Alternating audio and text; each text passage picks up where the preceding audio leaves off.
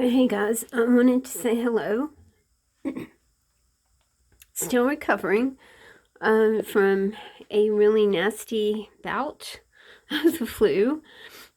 I came home Wednesday from a couple weeks in Atlanta helping my sister while she took her year-end trip to Turks and Caicos. And lo and behold, if I did not come home, and Chris has redone my studio. I'm going to take you in just a minute here. He made this light fixture.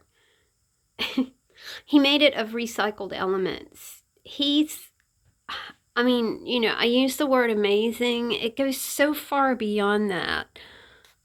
I can't even tell you how blown away I am.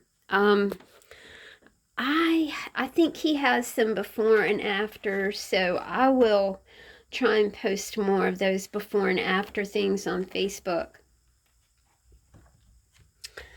And this is just kind of an example of his handcraftiness. He took the knobs off these drawers and hand painted each one and then put them back on the drawers.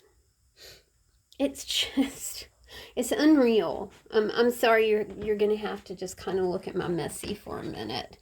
I'm trying to, go real slow and get some things all tidied up and cleaned up.